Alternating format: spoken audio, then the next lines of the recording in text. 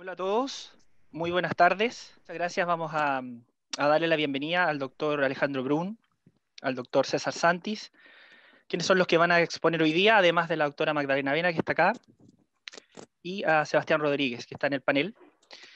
Para dar inicio a estas charlas, en honor ya a la hora, son ya las 3 de la tarde, un poquito pasado, y por supuesto primero le vamos a dar las gracias a los expositores.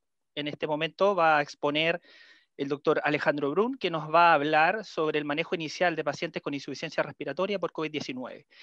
Le damos la bienvenida, doctor Brun, y por supuesto le agradecemos su disponibilidad, su tiempo y sobre todo poder compartir sus conocimientos.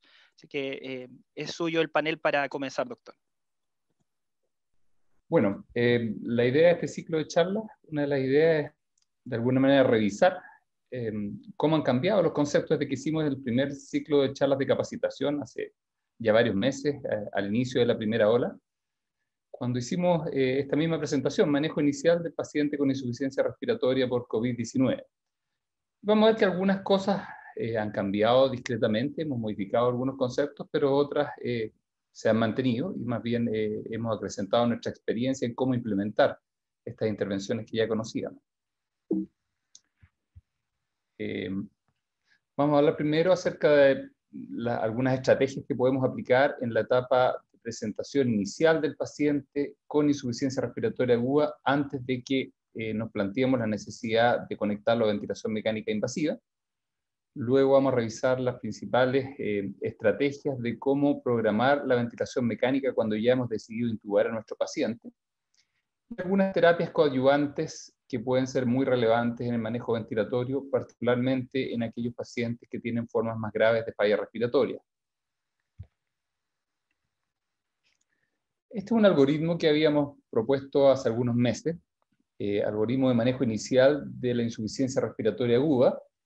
En este caso, ¿cierto? Lo que observamos es que los pacientes en la presentación inicial, aquellos pacientes que vienen con un nivel de saturación bajo de oxígeno, normalmente vamos a comenzar muy tempranamente con oxigenoterapia convencional, y ahí es muy importante la consulta oportuna, precoz, ¿cierto? Y el manejo con oxígeno desde el momento y desde el lugar donde se presenta el paciente en forma inicial, porque eso rápidamente puede disminuir el trabajo respiratorio del paciente y evitar que progrese hacia la fatiga. En aquellos pacientes que aún habiendo aplicado oxigenoterapia convencional, vemos que persisten con un aumento del trabajo respiratorio o que el requerimiento de oxígeno para poder alcanzar niveles mínimos de saturación es relativamente elevado, 40% o más de oxígeno, o que tienen taquipnea mayor a 25 o 30 por minuto, en general vamos a plantear medidas adicionales. En este algoritmo inicial, y que fue propuesto en el momento peak de la pandemia, cuando teníamos poca disponibilidad de cánula nasal de alto flujo, habíamos propuesto el Pronavigil como la primera medida de rescate cuando la oxigenoterapia convencional no era suficiente.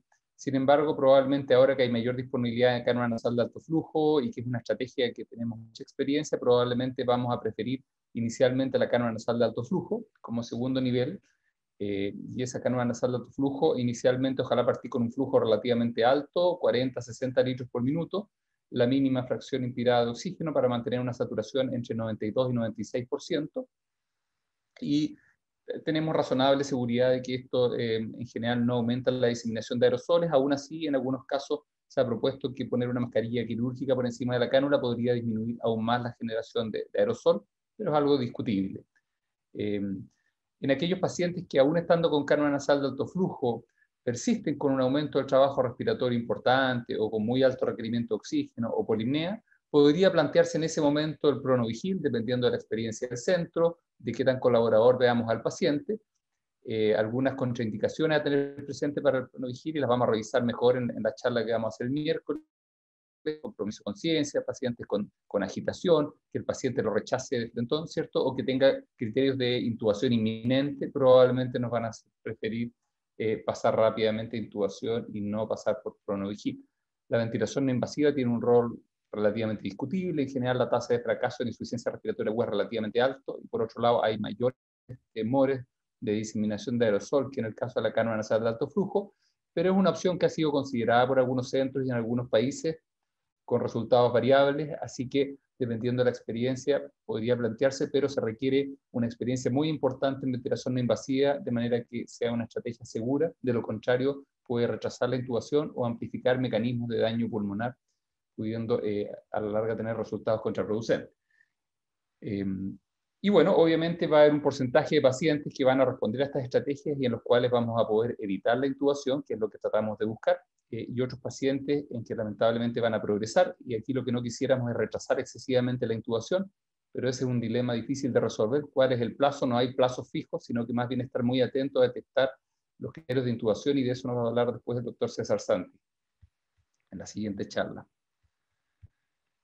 Entonces, el concepto aquí básicamente es lo que sabemos a partir de mucha experiencia experimental y clínica, investigación, es que el paciente con su propio esfuerzo puede amplificar el daño pulmonar que ya le está produciendo la infección respiratoria, en este caso el COVID.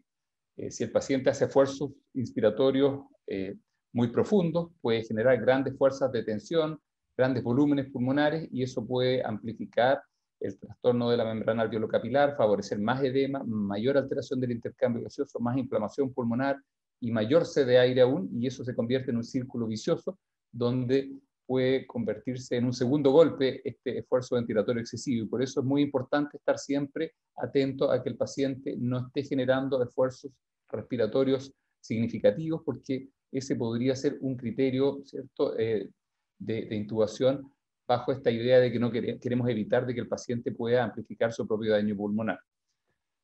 Y quizás este criterio es tan o más importante incluso que el del intercambio gaseoso o de un cierto nivel de PAFI específico.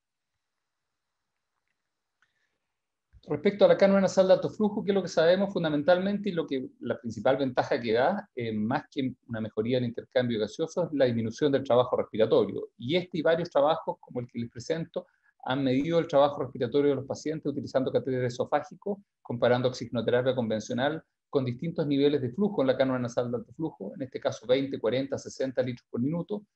Las dos gráficas corresponden a dos distintas formas de medir el trabajo respiratorio, y en ambos casos vemos que hay una disminución progresiva del trabajo respiratorio según más alto es el flujo que utilicemos en la cánula. Y ahí ustedes ven a la derecha los gráficos individuales, vemos que prácticamente en todos los pacientes se produce una reducción muy significativa del trabajo respiratorio, que puede ir entre 30 y 50% dependiendo del paciente individual.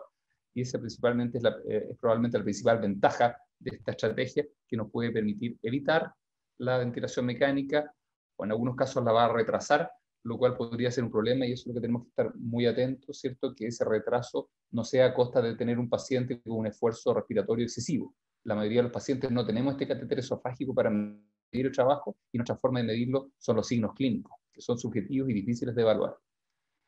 La cánula nasal de alto flujo, ¿cómo logra estos beneficios clínicos que se han demostrado en grandes estudios previos a la pandemia por COVID en pacientes con insuficiencia respiratoria aguda de otro origen, donde puede disminuir la tasa de intubación e incluso la mortalidad? Bueno, es una terapia que es muy confortable, la cánula es muy cómoda, y el aire húmedo y temperado a condiciones fisiológicas es muy bien tolerado. Se puede lograr altas fracciones inspiradas de oxígeno, lo cual, sobre todo en los minutos iniciales, puede ser necesario en algunos pacientes para revertir rápidamente la hipoxemia. Podemos tener un efecto de PIP o de CPAP de alrededor de 2 a 4 centímetros de agua, que puede contribuir a prevenir atelectasias y otros mecanismos de daño pulmonar. Pero probablemente el principal mecanismo por el cual disminuye el trabajo respiratorio del paciente es el lavado de espacio muerto anatómico, todo el espacio muerto que está en nuestra orofaringe, alrededor de 40, 50 ml, hasta 60 ml se ha medido incluso, puede disminuir, y eso puede ser muy significativo en los pacientes en términos de mejorar su aclaramiento de dióxido de carbono, a lo cual el paciente normalmente va a responder bajando su frecuencia respiratoria.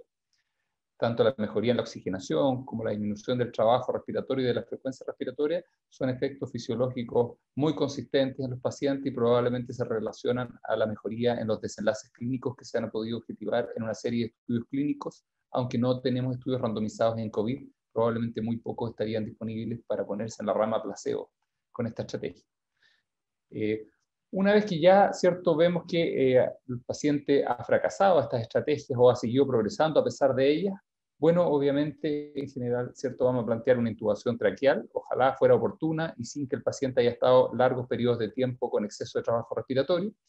y en ese caso la recomendación es partir con lo que ya sabemos de distrés respiratorio, volúmenes corrientes relativamente bajos, inicialmente entre 6 a 8 ml por kilo de peso ideal.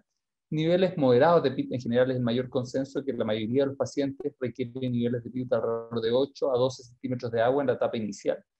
Frecuencias respiratorias inicialmente para un nivel de normocapnia o hipercapnia leve a moderada, al menos eso en los primeros minutos u horas, y una fracción inspirada de oxígeno que la vamos a ajustar rápidamente para saturaciones de 92 a 96%. Se recomienda en general mantener presiones meseta, ojalá por debajo de 28 centímetros de agua, driving pressure, o que se conoce también como presión de distensión, esto es la diferencial entre la presión meseta o plató y el PIB, ojalá por debajo de 14 centímetros de agua. Podemos partir inicialmente con un sistema de aspiración cerrada y un humidificador pasivo, un filtro humidificador, y tratar de evitar las desconexiones por el riesgo de diseminación de aerosoles. Y en caso de que el paciente con esta programación inicial tenga una hipercapnia muy significativa, sobre todo acidosis respiratoria, se puede considerar aumentos leves del volumen corriente, alrededor de 1 ml por kilo, tratando de mantener siempre driving pressure, idealmente por debajo de 10, siempre, pero debajo de 15 ya es razonablemente seguro. Y luego, si tenemos el problema de CO2, también podemos reemplazar el filtro humidificador por un sistema de humidificación activa, teniendo todas las precauciones de que hayan filtros en la rama inspiratoria, expiratoria, de manera a disminuir nuevamente la diseminación de aerosol. Eso es la programación inicial.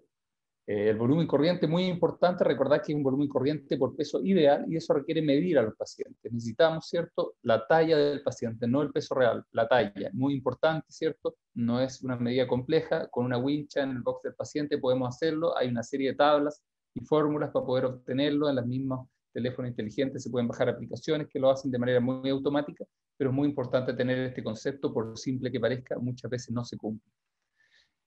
Y una vez que programamos ese volumen, inicialmente en general la propuesta es partir con un modo volumen controlado, idealmente con una discreta pausa inspiratoria alrededor de 0,2 segundos, y ver rápidamente cuál es la presión meseta o presión plató que se genera con esa programación inicial del ventilador mecánico. Y ahí nos vamos a fijar tanto en el valor absoluto de la presión meseta, como en el driving pressure, que es la diferencial entre el plató y el pico. ¿Qué es lo que sabemos, cierto? Que en general, a mayor nivel de driving pressure, mayor riesgo de mortalidad. Eso lo han mostrado estudios previos en distrés respiratorio, y en general existe, cierto, un punto de inflexión relativo, alrededor de 14-15 centímetros de agua. Sobre ese nivel pareciera que empieza a aumentar de manera muy significativa el riesgo de mortalidad, de manera que el consenso es mantenerse por debajo de ese nivel, aunque, como ustedes ven, mientras más bajo se pueda, mejor, pero obviamente siempre hay un costo a pagar cuando bajamos de manera excesiva el volumen corriente. Respecto al nivel de PIB, existe gran discusión, gran controversia. ¿Qué cosas importantes más allá de las distintas recomendaciones? Recordar algunos conceptos fisiológicos, que la función principal del PIB es tratar de mantener un cierto grado de reclutamiento de una serie de unidades pulmonares que tienden al colapso o tienden a estar inundadas, y que con niveles relativamente bajos o moderados de PIB podemos evitar su colapso durante la expiración y hacer que se mantengan aireados durante todo el ciclo respiratorio. Eso va a mejorar el intercambio gaseoso y además podría disminuir el riesgo de daño inducido por ventilación mecánica. Pero lo que sabemos es que el mayor porcentaje de reclutamiento se consigue con niveles relativamente moderados de PIB, entre 5 y 10 centímetros de agua, y eso se ha confirmado también en los pacientes con COVID. En general, la mayor porcentaje de su reclutabilidad se obtiene ahí, y la reclutabilidad que se obtiene sobre 10 centímetros de agua es relativamente baja, de manera que tenemos una ganancia relativamente baja por sobre ese nivel de PIB, y en cambio vamos a tener un costo cada vez mayor en términos de riesgo de sobredistensión o de compromiso hemodinámico. Ahora, obviamente, esto es variable de un paciente a otro, y ahí hay una cierta complejidad, una dificultad de poder saber cuál es el mejor nivel para mi paciente en particular, pero si pudiéramos partir con un nivel inicial promedio entre 8 y 12 centímetros de agua, probablemente para el 80-90% de los pacientes es razonablemente bueno, sin necesariamente ser el nivel perfecto. Pero lo importante aquí es que el PIB no ha demostrado en general mejorar la sobrevida, sí puede mejorar el intercambio gaseoso, y sí hay algunos estudios que nos alertan que podríamos generar un exceso de mortalidad si titulamos un nivel de PIB excesivo. ¿Qué cosa también es importante tener en cuenta? Inicialmente se había planteado o propuesto que habían dos fenotipos principales en que se presentaban los pacientes con neumonía por COVID cuando caían en ventilación mecánica, un fenotipo L, que era un fenotipo que no tenía muchos infiltrados pulmonares, como se ve en ese escáner, que tenía una compliance relativamente normal, con una relación ventilación-perfusión baja, que en los estudios de reclutabilidad con escáner se veía que había poco que ganar con niveles relativamente altos de PIB, que no tenía, como dijimos, muchos infiltrados pulmonares, y donde básicamente la hipoxemia, si bien era marcada, era fundamentalmente debido a un muy pobre acoplamiento entre ventilación y perfusión, pero con un volumen de gas en el pulmón bastante preservado.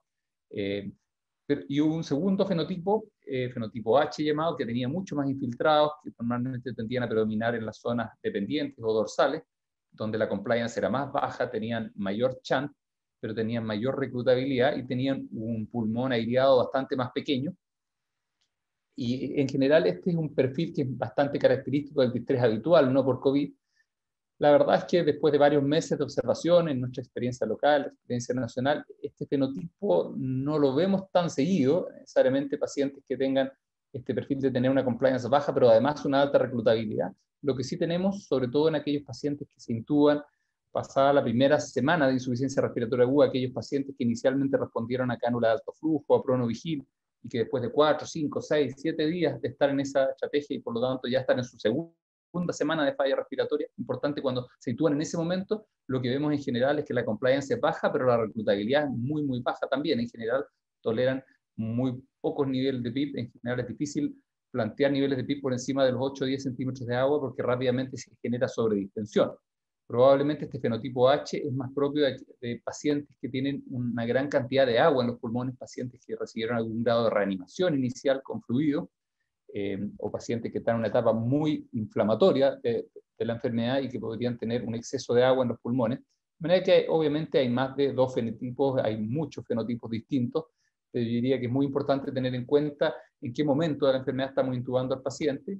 En general, aquellos pacientes que se intuben temprano, tenemos más posibilidad de encontrar un fenotipo como el que vemos arriba, en general un paciente que podemos tener un mayor rango de flexibilidad de PIB, que en general responde bastante bien a la ventilación inicial, que tienden a tener una desproporción entre una hipoxemia muy severa y pocos infiltrados pulmonares. Sin embargo, cuando los intubamos de manera más tardía, en una fase más avanzada de la enfermedad, en general muchas veces nos vamos a encontrar con que los pacientes toleran menos los niveles moderados o altos de PIB y que tienen en general, ¿cierto?, un mayor porcentaje de chance y una compliance mucho menor. Donde es mucho más difícil ajustar la ventilación, tenemos menos margen para poder movernos y tienden rápidamente a la hipercapnia. Si queremos simplificar el manejo, ¿cierto? Y no tenemos tiempo ni tampoco tenemos una gran experiencia en el manejo de ventiladores mecánicos, podemos guiarnos por estas tablas que regulan el nivel de PIB de acuerdo al requerimiento de oxígeno. La tabla de arriba, la que fue recomendada originalmente hace ya más de 10 años por el ARDSNet, es una tabla razonable. Yo diría que sobre todo en ese rango vemos pacientes que requieran entre 30 y 70% de fracción inspirada de oxígeno, donde apliquemos niveles de PIB de hasta 12 centímetros de agua.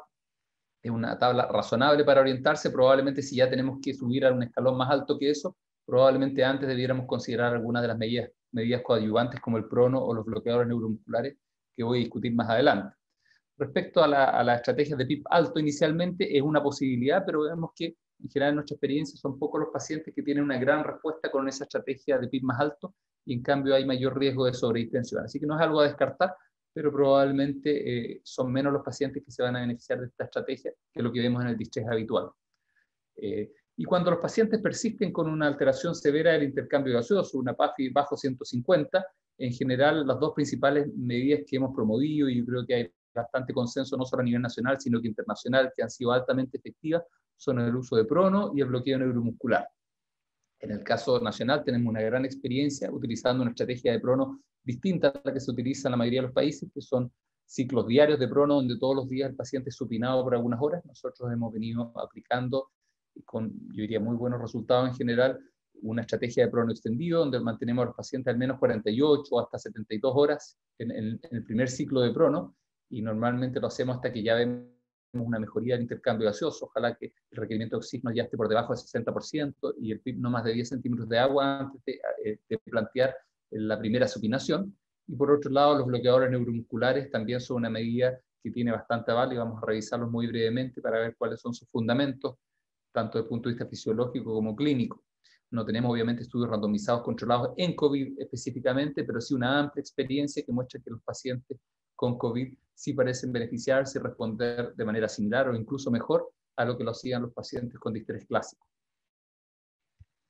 Uno de los fundamentos para utilizar bloqueadores neuromusculares es tratar de evitar las disincronías producto de los esfuerzos respiratorios de los pacientes que tienen una alta sed de aire y sobre todo cuando aplicamos volúmenes corrientes bajos de 6 ml por kilo.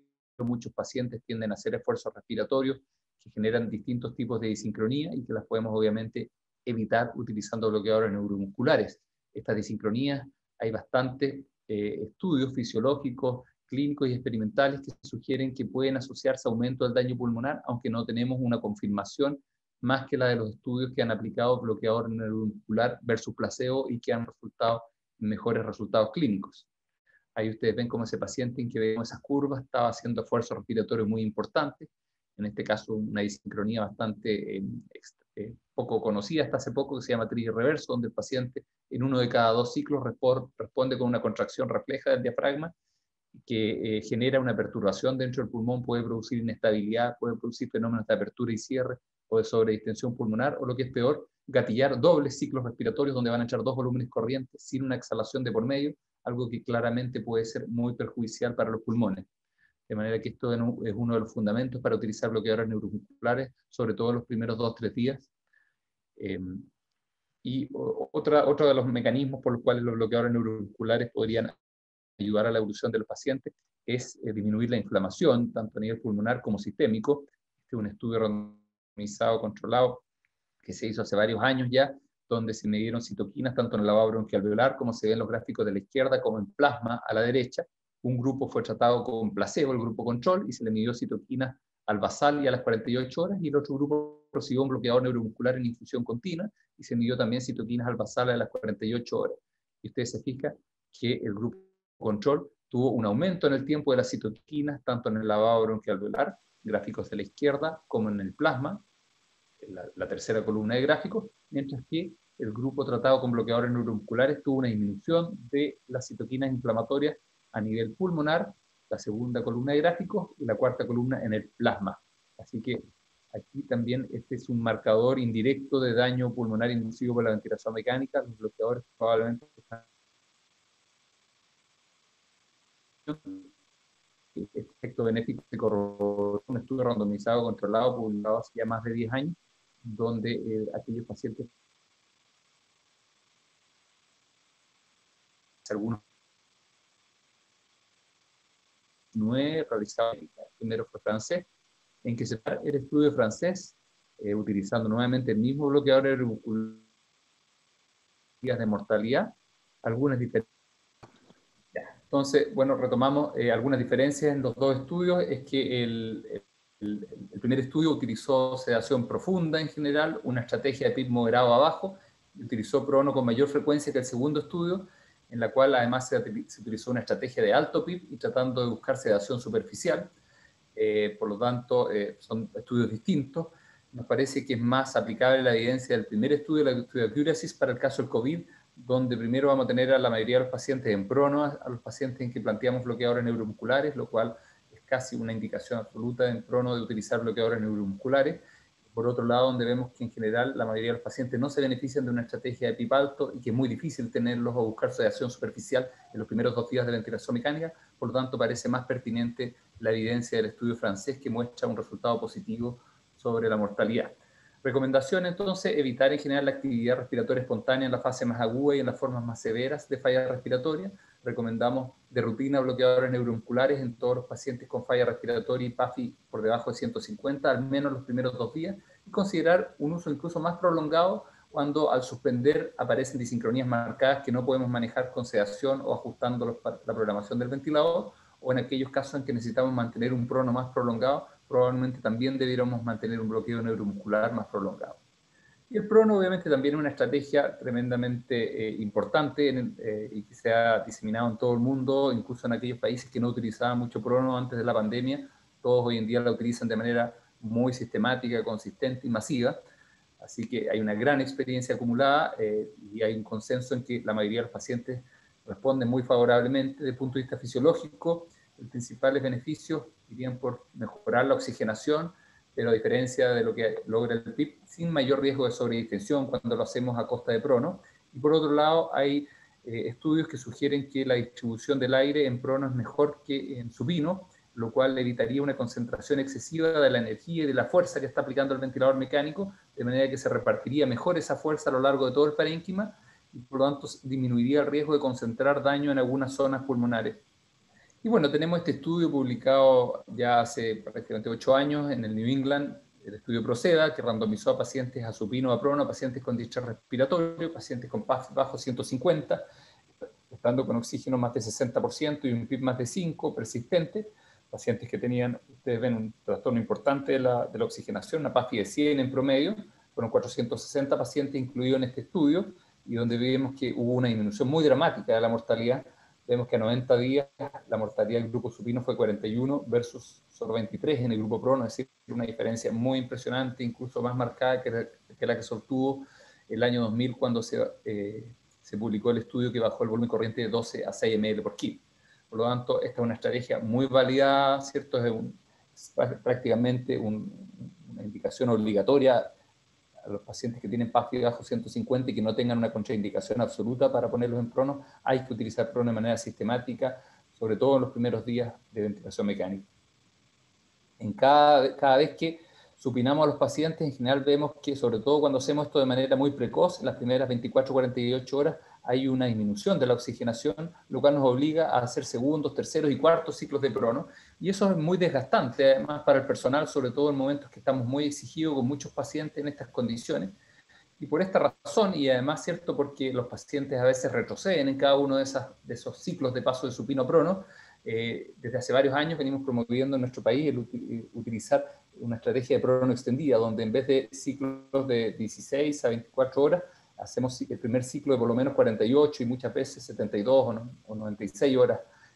Así que ciclos mucho más extendidos, lo cual evita que estemos sometiendo al paciente a cambios muy repetidos y no generamos inestabilidad. Se acaba de publicar este estudio, un estudio hecho en otro centro, en el hemisferio norte, donde aplicaron esta estrategia que nosotros venimos aplicando hace muchos años en un grupo alrededor de 80 pacientes, y tuvieron en general buenos resultados clínicos, vieron algunas complicaciones, las evaluaron de manera objetiva, hubo edema, obviamente, edema facial, edema generalizado, la mayoría de los pacientes no fue tan severo, pero es una de las complicaciones que vamos a tener en estos ciclos largos de prono, pero en general, si bien tiene un efecto cosmético bien importante, pocas veces se traduce en un evento adverso severo, pero sí podemos tener otros tipos de eventos adversos que pueden ser más complejos, úlceras por presión, que en este estudio encontraron una tasa relativamente alta, la mayoría de ellos no severos, ¿cierto?, pero alrededor de un 70% presentó algún tipo de úlcera por presión, la mayoría de estos, ¿cierto?, fueron en general en el tronco, tanto la parte torácica como la parte abdominal. Hubo algunas lesiones faciales también y en las orejas. En general, en nuestra experiencia, las tasas de complicaciones son más bajas que las reportadas en este estudio, pero probablemente eso tiene que ver con la experiencia de cada centro y de cada país. Ellos no tenían experiencia previa en esta estrategia y la implementaron en esta pandemia. Y también algunos accidentes como desplazamientos de tubo, reintubaciones. En el caso de ellos, tuvieron que hacer reintubación en 13% de los pacientes, pero no sabemos si eso fue por un desplazamiento o un retiro total del tubo. En todo caso, no reportaron eventos adversos serios que se tradujeran en mortalidad. Nosotros estamos por analizar una serie de más de 500 pacientes en Chile, de más de 10 unidades de cuidado intensivo, un estudio dirigido en conjunto con el doctor Cornejo, y ahí vamos a tener nuestra experiencia local, pero que nos parece inicialmente que es muy favorable y así esperamos confirmarlo en una publicación pronta. Recomendaciones del prono, entonces. La experiencia es muy positiva en general, una terapia altamente costo efectiva, puede ser implementada con una capacitación relativamente sencilla, pero es fundamental hacer esta capacitación, si no realmente podemos tener complicaciones muy importantes. Es importante tanto capacitarse como tener un protocolo local de cómo, sobre todo un protocolo de enfermería, de cómo se va a cautelar, ¿cierto?, los cambios de posición y la vigilancia de los puntos de presión, y además la prevención de los retiros de dispositivos, tanto en las maniobras de cambio de posición como durante la mantención de la posición prono. Y en general debemos plantearlo siempre que la PAFI es debajo de 150, independiente de la respuesta de si el paciente mejora o no la oxigenación al ponerlo en prono. En general hay que tratar de persistir en esa posición, porque los pacientes están más protegidos en esa posición, a menos que el paciente lo tolera mal, en el sentido que tenga una descompensación hemodinámica o que hay un deterioro manifiesto del intercambio gaseoso, en general la idea es perseverar con la posición prono al menos durante las primeras 48 horas. ¿Qué hacer si es que el paciente, a pesar de estar ya con una estrategia de prono y bloqueo neuromuscular, persiste con una alteración severa del intercambio gaseoso y ya estamos con niveles de PAFI por debajo de 120? En general ya el manejo es mucho más complejo. Aquí sí o sí en general requerimos poder discutir, evaluar este caso con un intensivista, ojalá un intensivista con experiencia en ventilación mecánica, y ahí poder discutir alternativas. Una alternativa es evaluar la posibilidad de hacer una estrategia de PIB más alto, a veces con maniobras de reclutamiento. Eso puede tener algunas complicaciones, deterioro hemodinámico, podemos generar sobredistensión, que a veces es difícil de advertir al lado de la cama del paciente si es que uno no tiene bastante experiencia en evaluación de la ventilación mecánica, y por lo tanto, en general, cuando vamos a utilizar niveles de PIB por encima de 12 centímetros de agua, en general la recomendación es hacerlo en conjunto con un intensivista esa evaluación, o si vamos a discutir derivación a otro centro, también obviamente tanto la derivación puede tener ciertos riesgos, y la posibilidad de trasladar a un paciente para eventual conexión a ECMO es algo que hay que discutir muy caso a caso, debe ser en pacientes muy seleccionados. La estrategia de PIB alto hay distintas formas de aplicarlo. Se puede hacer con esta titulación decremental del PIB después de una maniobra de reclutamiento. Se puede utilizar una tabla de FIO2 PIB, como la que mostré en algunas diapositivas anteriores, pero la tabla que aplica mayores niveles de PIB para cada fracción inspirada de oxígeno, o algunas otras estrategias según puede aplicar un intensivista experimentado al lado de la cama del enfermo, tratando de optimizar simultáneamente la mecánica, la hemodinamia y el intercambio gaseoso. Pero importante considerar que esta estrategia puede estar ligada a complicaciones y requiere más experiencia en el manejo de un ventilador mecánico. Y finalmente, ¿cierto? El último escalón es considerar la posibilidad de ECMO venoso, en general con niveles de PAFI bajo 100, bajo 80 habíamos puesto en este algoritmo, probablemente hoy en día lo consideramos derivar a los pacientes que están con PAFI ya bajo 100. El ECMO, hay gran experiencia, sobre todo en la última década en el mundo, con resultados relativamente favorables en distrés respiratorio. Tenemos un par de estudios randomizados y controlados que, aunque tienen ciertos bemoles, en general muestran una tendencia positiva y una disminución de la mortalidad versus la estrategia de control. No es una disminución dramática, son alrededor de 10 puntos de mortalidad menos, es lo que muestra tanto el estudio César, realizado en Gran Bretaña, como el estudio Eolia, realizado en Francia y en otros países de Europa, estudios que tuvieron el primero una significancia estadística, el segundo estuvo ahí en el límite, no alcanzó significancia, pero sí hubo una tendencia a una menor mortalidad en el grupo que recibió ECMO, y sobre todo considerando que muchos de los pacientes del grupo control fueron rescatados con ECMO, y eso pudo disminuir la posibilidad de encontrar una diferencia significativa. Tenemos ya bastante experiencia respecto a ECMO en COVID. Esta es una serie de la ELSO, publicada con la experiencia mundial de 213 hospitales de 36 países distintos, incluido Chile, uno de los autores chilenos, el doctor Díaz. En general, pacientes vean jóvenes, 49 años en la edad promedio o mediana, con el rango intercuartil entre 41 y 57. Es decir, tenemos que solo un 25% de los pacientes conectados tienen más de 57 años. Por lo tanto, una estrategia en general, ¿cierto?, donde la mayoría de los pacientes que se conectan son relativamente jóvenes, y la mayoría de los centros tienen como contraindicación importante una edad por encima de los 65 años, y por eso es que hay tan pocos pacientes sobre 57. La mortalidad en esta serie, medida de distintas maneras, fue el 37%. Solo el 60% de los pacientes recibió prono antes de ser conectados a ECMO, lo cual de alguna manera pone en signo de interrogación, ¿cierto? No debiera ser esa una práctica excepto una emergencia, pero eso porque muchos centros no tenían una gran experiencia en el uso de prono, y ahí uno se cuestiona si todos estos pacientes realmente requerían ECMO. Obviamente, si pasamos directo de la ventilación en supino al ECMO, vamos a tener un mayor porcentaje de pacientes que vamos a conectar a ECMO sin que necesariamente lo requirieran, y eso podría darnos una mortalidad menor a la que realmente observaríamos si es que aplicáramos todas las estrategias que ya debemos utilizar en las etapas previas. La ventilación mecánica antes de conectar al paciente en prono era de 4 días en mediana, de 2 a 6 días, por lo tanto también pocos pacientes conectados después de la primera semana, y se observa una tendencia, aunque no significativa, que los pacientes conectados más allá de la primera semana podrían tener una mayor mortalidad, algo que ya sabemos. Y en general, en mediana, los pacientes requirieron estar 2 semanas en ECMO, aunque varios pacientes requirieron más de 3 semanas. En la conclusión de este estudio, no todos los pacientes estaban de alta, muchos pacientes, si bien estaban vivos al cabo del día 90, habían sido trasladados a otros hospitales y no se conocía su desenlace, o habían sido trasladados a centros de hospitalización prolongada, así que de alguna manera es una mortalidad, probablemente está valorando la mortalidad real, y tampoco está tomando en cuenta que muchos pacientes pueden haber quedado relativamente dañados. Aún así, mirando el vaso medio lleno, ¿cierto? Tenemos que la sobrevida es en general alrededor de 60% y eso es muy positivo, comparable a lo que sabíamos en el distrés respiratorio clásico. Es una sobrevida bastante aceptable, pero cumpliendo estos criterios que vemos, ¿cierto?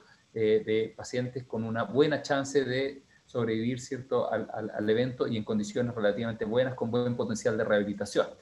Nuestro consenso que ya habíamos hecho antes entre Sochimi y el Ministerio de Salud era, ¿cierto?, siempre priorizar primero bloqueo neuromuscular, posición prono, una ventilación protectora, ¿cierto?, tratando de mantener volumen corriente bajo, evitando la sobredistensión, y en aquellos pacientes que, habiendo hecho todo eso de manera óptima y adecuada, persistieran con una PASFI por debajo de 100 durante las primeras 6 horas, o si la alteración era más severa por debajo de 60, quizás plantearlo más precozmente.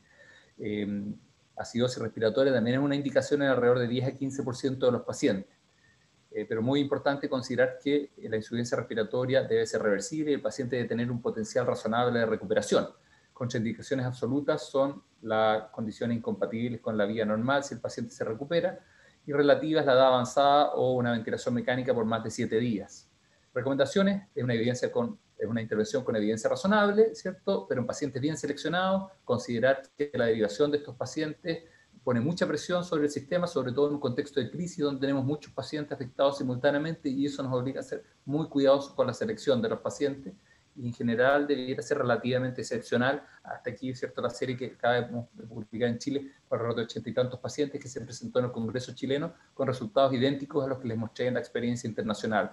Mortalidad de 37% en esta experiencia local, que es bastante positiva.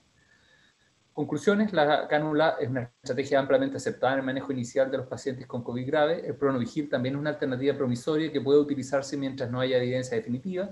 Hay varios estudios que están en curso y varios de ellos se van a hacer un metaanálisis, se van a tratar de publicar en simultáneo, así que esperamos en los próximos 2-3 meses poder tener una evidencia más sólida de si realmente el Pronovigil es o no efectivo para disminuir la tasa de intubación y si puede evitar mortalidad. Se debe utilizar una estrategia protectora siempre con volúmenes corrientes bajos, 6 a 8 ml por kilo. Utilizar una estrategia de PIB moderado en la aproximación inicial, en general, es la estrategia óptima para la mayoría de los pacientes. Y en caso de PASFI bajo 150, como primeras recomendaciones, bloqueo neuromuscular y posición prono. Y si el paciente persiste con PASFI por debajo de eso, después de haber aplicado esas medidas, de todas maneras tratar de evaluar al paciente con un intensivista y ahí considerar la derivación a un centro que cuente con ECMO en casos seleccionados. Muchas gracias. Muchas gracias, doctor Brun, por su presentación. Tenemos algunas preguntas de los asistentes a su presentación que voy a pasar a leer y a comentar. En una primera parte están preguntando sobre el rol de la ventilación no invasiva en un paciente que eventualmente no tiene patología pulmonar y presenta como esta sed de aire. Entonces, en el fondo es si se puede saciar eso con un buen acople a la BMNI.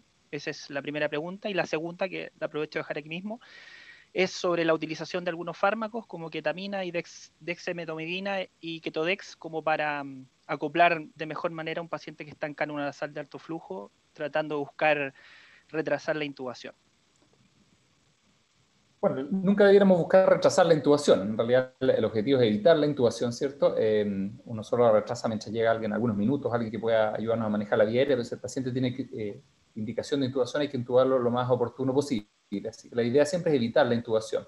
Respecto al uso de ventilación invasiva, bueno, es controversial. En general, la mayor parte de las personas que nos dedicamos a intensiva y a ventilación mecánica en Chile hemos recomendado en general abstenerse de su uso, por varias razones. Una, porque en general es difícil lograr un éxito de la estrategia en pacientes con insuficiencia respiratoria aguda hipoxémica de novo, que no tienen enfermedad previa, que no son retenedores de CO2.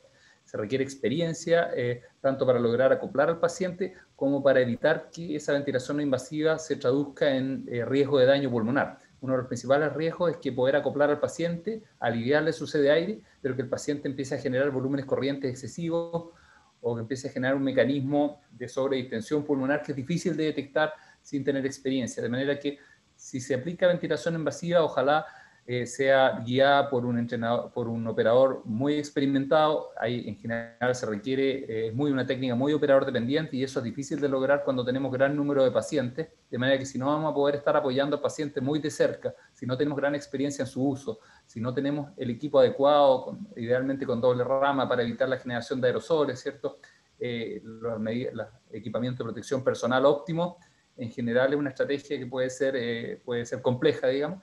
Y por otro lado, hay bastante evidencia de que podemos amplificar el daño pulmonar. Hay varias series publicadas en que los pacientes que pasaron por ventilación invasiva tienen una mayor mortalidad que aquellos que no lo hicieron, y ese efecto es más marcado que aquellos en que se rechazó la intubación con cánulo nasal de alto flujo.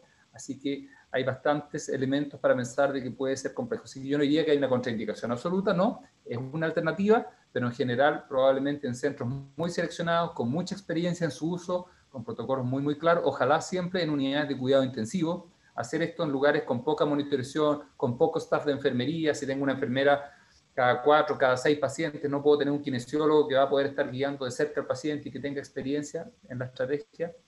Creo que es una mala idea, y la cánulo nasal de alto flujo es más segura, en general es tanto más efectiva en la mayoría de los pacientes, es mucho mejor tolerada para el paciente y es mucho menos operador dependiente. Por lo tanto, creo que las ventajas de la cánula son muy evidentes frente a la ventilación invasiva, y plantearse aplicar ventilación no invasiva en aquel paciente que fracasa cánulo nasal de alto flujo probablemente es jugar muy al límite. La posibilidad de en ese caso estar retrasando la intubación es muy alta. Creo que a diferencia del pronovigil, esta es una estrategia que tiene mayor riesgo de amplificar el daño pulmonar al retrasar la intubación, porque se puede asociar a volúmenes corrientes y a ventilaciones minutos excesivas, justamente porque le damos al paciente la posibilidad de que con su esfuerzo entre en grandes cantidades de volumen, cosa que ni la cánula ni el pronovigil generan per se.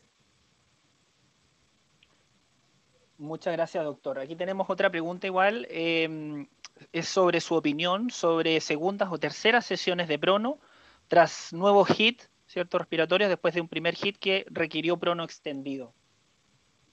También es una cosa controversial. El estudio original, el PROCEDA, ellos seguían aplicando prono mientras el paciente tuviera criterios durante todo el primer mes. Ahora, eso no quiere decir que eso fuera correcto o que fuera mejor que haberlo concentrado en la estrategia la primera semana. Así que, desde el punto de vista de la evidencia, el estudio que mostró una disminución de mortalidad lo aplicó de manera sistemática mientras el paciente tuviera una alteración severa del intercambio gaseoso, independiente si estábamos en primera o tercera semana. En nuestra experiencia, en general, lo que hemos visto es que aplicando prono ya en segunda o tercera semana de evolución, en general, es menos efectivo en términos de la mejoría del intercambio gaseoso o de la mejoría de la mecánica, pero no sabemos si es que sigue aportando en términos de protección pulmonar. Eso es muy difícil de evaluar en el paciente individual. No tenemos, lamentablemente, estudios para poder hacer esa diferencia. En general, nuestra estrategia sí o sí en la primera semana. En la segunda semana, en general, todavía considerarla, aunque eso va a depender un poquitito de qué tan proactivos estamos siendo con el paciente, digamos. Si es un paciente más joven, con buenas chances de recuperación, probablemente vamos a persistir con esa estrategia, aunque eso signifique prolongar mucho la ventilación mecánica y la sedación profunda, mientras que si es un paciente más debilitado, con menores probabilidades de recuperación, probablemente seguir la segunda o tercera semana con prono sea de alguna manera un poco discutible, porque ya nos estamos avisorando un paciente que va a estar 6 o 8 semanas en el ventilador mecánico, y no sé si necesariamente va a haber una disposición del equipo a acompañar al paciente todo ese tiempo. Así que de alguna manera lo que nosotros fuimos haciendo con el tiempo fue empezar a restringir el prono ya al menos en la tercera semana. Lo hacíamos en casos muy seleccionados. En la segunda semana, viéndolo caso a caso, a veces probando la respuesta individual, y en la primera semana casi de regla. Pero nuevamente estamos en el plano de las recomendaciones, es controversial, es discutible. Me parece que es posible seguir haciendo prono, es razonable, y también es razonable abstenerse después de la segunda semana, ya en la tercera, cuarta semana, sobre todo cuando pensamos que el paciente tiene menos chances de salir adelante. Muchas gracias, doctor. Otra pregunta, si recomendaría usted el uso de ventilación no invasiva para consolidar el destete en algunos pacientes. Eso sí tiene mejor evidencia, sobre todo como una estrategia preventiva. La mayoría de los pacientes que destetamos del ventilador mecánico son pacientes de alto riesgo. Hay un estudio publicado hace poco en pacientes ventilados mecánicamente por fallas respiratorias de distinto origen, en que se comparó cánula nasal post-extubación versus ventilación no invasiva alternada con cánula nasal de alto flujo, donde esta última estrategia fue superior en términos de disminuir el riesgo de reintubación. Así que es una alternativa posible a considerar. Sin embargo, hay que tener nuevamente la precaución con el riesgo de diseminación de aerosol, pero me parece que los pacientes de mucho riesgo se puede hacer una prueba, y si el paciente vemos que está más cómodo, con menos trabajo respiratorio que con cánula nasal de alto flujo, creo que el alternar esas dos estrategias puede ser una estrategia razonable, siempre utilizando ojalá un equipo de 2 ramas y con todas las precauciones que ya han sido ampliamente difundidas. Y retomo una pregunta que no terminé de contestar antes respecto a si utilizar drogas sedantes en los pacientes con cánula nasal de alto flujo. Yo diría que con mucha cautela, en general en casos muy seleccionados, en general no, ¿cierto? Porque la agitación puede ser un reflejo ya de un paciente con exceso de trabajo respiratorio que puede que esté requiriendo intubación. Así que si yo diría, si es por el lado preventivo, en un paciente que está un poquitito ansioso, pero lúcido, cooperador, puede ser una dosis muy baja quizás de dexmedetomidina, más diría yo, que ketamina. La ketamina puede producir un tipo de sedación un poco disociativa que es difícil de evaluar, sobre todo para la gente que no es anestesista ni tiene experiencia en el uso de esta droga, así que yo no recomendaría el uso de ketamina en gente que no tenga gran entrenamiento. Y la dex en dosis bajas, para paliar un poquitito la ansiedad, podría ser en casos muy seleccionados, pero nunca para tratar una agitación o una inquietud psicomotora importante en el paciente, o un paciente que no está colaborando per se con el prono o con la cánula nasal de alto flujo. En general, ese probablemente es un criterio más bien de intubación, de fracaso de la terapia, que para ir a rescatarlo con sedación. Perfecto, doctor. Tengo otra pregunta igual. ¿Cuál es el fundamento de extender el bloqueo neuromuscular en supino, pensando que va solo sin prono, digamos? Y si hay algo de malo en probar cómo anda ese paciente después de 24 horas, si hay una mejoría en el intercambio, en la PAFI específicamente. Sí, es algo aceptable. En general, yo diría que eh, uno puede suspender el bloqueo neuromuscular después de las primeras 24 horas. El estudio se hizo con 48, esa es la evidencia que hay, pero si un paciente tenía una mejoría muy importante del intercambio, vemos un claro cambio en las condiciones, es posible suspender a 24. Lo importante es, al suspender, poder estar muy cerca del paciente vigilando que no aparezcan disincronías importantes, sobre todo doble gatillo. Y eso es algo que es difícil de lograr cuando tenemos muchos pacientes. Por eso decimos, si es que dejamos al paciente así y no lo vigilamos, resulta que el paciente estuvo 4 o 6 horas en la noche haciendo doble gatillos, 2, 3 por minuto, vamos a tener un paciente que al otro día va a haber tenido un retroceso muy, muy importante. Cuando queramos rebloquearlo o volver a ponerlo en prono, vamos a tener un retroceso muy significativo, y eso es lo que queremos evitar. De manera que por eso decimos, desde el punto de vista de manejo de los pacientes, creo que va a requerir por lo menos unas 48, 72 horas, porque la gran mayoría de los pacientes todavía tiene mucha sed de aire al segundo día. Pero casos específicos, individuales, si podemos hacer una prueba de estar vigilando al paciente durante 2-3 horas ahí de manera intermitente, si el paciente vemos que reaparece la desincronía, mi recomendación es volver atrás y volver a bloquear. Si vemos que el paciente no manifiesta desincronía significativa, podemos tratar de persistir con la suspensión de bloqueo, pero manteniendo una vigilancia muy activa, sobre todo en las primeras 24 horas de suspensión. Y ojalá en ese caso rápidamente evaluar la posibilidad de pasar a un modo de presión, porque un modo de volumen control va a generar en general mucha sed de aire en el paciente, y es mayor el riesgo del paciente empiece a hacer doble gatillo. Y los doble gatillos en volumen control son tremendamente nocivos, porque se van a traducir en 12 ml por kilo de volumen. Muchas gracias, doctor. La siguiente pregunta, en el caso de los pacientes con cánula nasal, ¿en cuánto tiempo se deben reevaluar y cuáles son, en su experiencia, los parámetros de fracaso? Bueno, hay distintas formas de evaluar. Es importante a estos pacientes, sobre todo en la etapa muy inicial, ya sea que iniciemos la terapia en urgencia, en una sala, en un intermedio, en una UCI, tenemos que tratar de, sobre todo las primeras 2 horas, hay que estar muy encima del paciente, evaluándolo o mirándolo al menos, ¿cierto? Cada 10-15 minutos, haciendo una evaluación más objetiva, ojalá cada 30 minutos, hasta que veamos que ya hay una respuesta clara y consistente. Hay distintas formas de objetivar esa mejoría. Se ha sugerido el ROX Index, que tiene bastante evidencia, que es cierto, es un índice que mezcla la saturación de oxígeno con la fracción inspirada de oxígeno y con la frecuencia respiratoria. Y en esa fórmula compuesta, ¿cierto?, hay unas ciertas recomendaciones de cuándo podemos considerar que el paciente está respondiendo bien o no. En mi experiencia, ese es un parámetro que puede servir sobre todo para gente que tenga menor entrenamiento en valorar a los pacientes con insuficiencia respiratoria. Creo que para aquellas personas que tienen mayor nivel de entrenamiento, es mejor hacer una evaluación más compleja que considere más parámetros. Y creo que ahí el considerar la mecánica respiratoria, el esfuerzo del paciente, su nivel de colaboración, de ansiedad, son complementos muy importantes a la frecuencia respiratoria, al intercambio gaseoso, que tenemos que valorar para ver si es que el paciente está respondiendo, si tenemos que aumentar o disminuir el flujo, o si tenemos que escalar a otra intervención. Así que las cosas que debiéramos evaluar, ¿cierto? El más simple es la frecuencia respiratoria y la oxigenación, obviamente sí, eso lo puede valorar, ¿cierto? La mayoría de las personas de manera objetiva al lado de la cama del enfermo, pero yo diría que sobre eso tenemos que estar mirando que el paciente se mantenga tranquilo y colaborador, que él mismo sienta un alivio de la disnea, que lo pueda objetivar en una escala visual análoga, por ejemplo, ver que no hay activación de la musculatura respiratoria o que si la había previamente está disminuyendo de manera importante, que el paciente tiene una respiración coordinada, y esos son aspectos, ¿cierto?, que si bien son más subjetivos y difíciles de evaluar, son muy importantes para tomar una buena decisión. Muchas gracias, doctor. También preguntan si recomienda alguna maniobra de reclutamiento alveolar.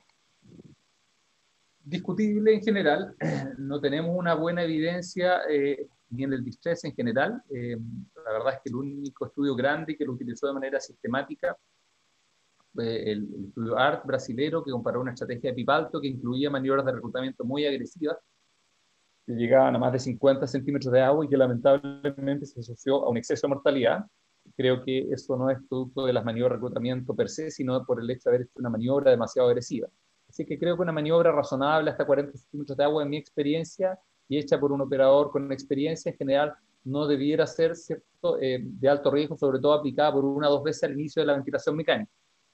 Dicho eso, creo que no hay nadie que haya demostrado que eso mejora los resultados clínicos. Lo único que sí observamos en la mayoría de los pacientes es que la recuperación de oxigenación va a ser un poco más rápida, nos va a cortar la cantidad de minutos que se demora el paciente en mejorar su oxigenación, pero que 2 o 3 horas después el paciente vaya a estar mejor que si que le apliqué la maniobra a que si es que no la apliqué. En general, en mi experiencia, para la mayoría de los pacientes no es así, excepto aquellos pacientes en que han tenido un retroceso producto de una desconexión accidental, ¿cierto? O que partieron con una telectasia muy importante. Para la mayoría de los pacientes creo que no hace una diferencia y por eso no lo recomendamos de rutina. Ahora, si tenemos un paciente en particular que habiendo estado relativamente estable y bien tuvo una desconexión del ventilador mecánico y se despresurizó y tiene un retroceso muy importante de la oxigenación, una alternativa, ¿cierto? Si queremos recuperar más rápido la oxigenación y tenemos experiencia en una maniobra de reclutamiento y lo podemos hacer de manera segura, ¿cierto? Es hacer una maniobra y volver a titular la ventilación mecánica, ya sea la misma que tenía el paciente o una optimizada, eh, pero muy probablemente vamos a obtener el mismo resultado con un poco de paciencia, aumentando transitoriamente la presión inspirada de oxígeno. El paciente va a tender a volver a su situación original la gran mayoría de las veces. Así que lo que hacemos básicamente con la maniobra de reclutamiento es acelerar ese proceso de reclutamiento, acelerar el punto de equilibrio, pero no necesariamente va a significar una mejor intercambio gaseoso a mediano plazo, ni mucho menos un mejor resultado clínico. Gracias, doctor. Ya van las últimas preguntas. Si usted considera algún rol del óxido nítrico en el manejo de la falla respiratoria por COVID. Hay poca experiencia y muy poca experiencia nacional. Tenemos en general poca experiencia con el uso de óxido nítrico. Creo que con justa razón, porque en general el óxido nítrico no ha demostrado mejorar los resultados clínicos en el distrés respiratorio en general. Las experiencias reportadas de su uso en COVID en aquellos lugares como Francia, donde se utiliza con más rutina desde antes, en general es que hay un porcentaje de pacientes que sí responde. Hay muchos pacientes que tienen un trastorno de ventilación, perfusión muy, muy marcado o en exceso de la cantidad de tejido que está perdida su aireación, y ahí podría haber un nicho para el óxido nítrico, al menos desde el punto de vista teórico, pero hasta aquí hay poca evidencia como para sugerir implementar una estrategia que es costosa, que es más compleja, que le agrega más sofisticación al manejo. Creo que versus otras estrategias como el pronobloqueo neuromuscular, su evidencia es menor, es más complicada, es más costosa. Ahora, por sobre eso, y antes de plantear una derivación de un paciente a ECMO, creo que es una alternativa y si lo tengo disponible, yo sí lo usaría. Antes de subir a un paciente a un avión, le daría una chance y creo que hay una posibilidad, no alta, pero hay una posibilidad de que el paciente mejore de manera que alcancemos, ¿cierto?, a evitar la derivación a ECMO, y creo que eso sería un gran beneficio para el paciente y para el sistema en general. Muchas gracias, doctor. Nuevamente le agradecemos su presentación, ¿cierto? Su excelente presentación y, por supuesto, compartir sus conocimientos. A continuación vamos a continuar con las charlas, ¿cierto? Quien nos va a exponer ahora es el doctor César Santis, quien nos va a hablar sobre criterios de intubación en pacientes con COVID-19. No sé si está por ahí el doctor César Santis. Maravilloso. Bueno, gracias por la presentación y por invitarme a hablar de este tema a Sochimi y a Hospital Digital. Los principales mensajes van a ir en estas dos primeras diapositivas. Vamos a tratar de clarificar que el objetivo del soporte ventilatorio en general y el soporte ventilatorio invasivo en particular es disminuir el trabajo respiratorio. Y en este sentido, cuando hablamos de intubación precoz, nos referimos a intubar precozmente por aumento del trabajo respiratorio aumentado, no necesariamente por un aumento de los requerimientos de FiO2. La taquipnea es un signo de inflamación pulmonar eventualmente y no necesariamente traduce aumento del trabajo respiratorio, por lo tanto, intubar solo por taquipnea también puede ser erróneo. Vamos a tratar de clarificar la PAFI y por qué también puede ser un error conceptual intubar solo por una PAFI disminuida. Y al final de la presentación vamos a hablar dos palabras sobre mecanismos para intentar disminuir el trabajo ventilatorio antes de intubar a un paciente. En este sentido, esta diapositiva también a modo de resumen y para tratar de clarificar los conceptos, existen criterios que son justificados para intubar a un paciente y criterios que quizás no son tan justificados para intubar a un paciente. De los criterios justificados está el uso persistente de musculatura accesoria, respiración paraojal persistente, agitación o compromiso de conciencia e inestabilidad hemodinámica asociada a dificultad respiratoria. ¿Qué criterios no son 100% justificados y que uno no debería ocupar en forma exclusiva para intubar a un paciente? Alto requerimiento de FiO2 o una relación PaO2-FiO2 baja, solo por taquipnea sobre 25 y hasta 40 respiraciones por minuto, para permitir un traslado seguro, lo cual hemos visto sobre todo últimamente cuando ya empezamos a contar quizás con menos camas, y por una imagen pulmonar que demuestre un extenso compromiso. Esas indicaciones no serían justificadas para intubar a un paciente. Y ya que partimos hablando sobre la indicación y la necesidad de disminuir el trabajo respiratorio, vamos a definir qué es el trabajo respiratorio. Y desde un punto de vista conceptual, el trabajo respiratorio es la energía empleada por los músculos respiratorios para contrarrestar la impedancia mecánica de los pulmones y de la caja torácica y la pared abdominal, para lograr, por así decirlo, mover el tórax y provocar la inspiración. Desde el punto de vista físico, trabajo es igual a la presión necesaria para mover una cierta cantidad de volumen por el volumen que se mueve. En este sentido, yo voy a tener más trabajo respiratorio cuando más presión negativa tengo que hacer para que entre el aire o porque necesito mover una mayor cantidad de volumen. Vamos a desglosar muy rápidamente esta ecuación y esto va a ser probablemente lo único de poquitito más de fisiología que vamos a conversar.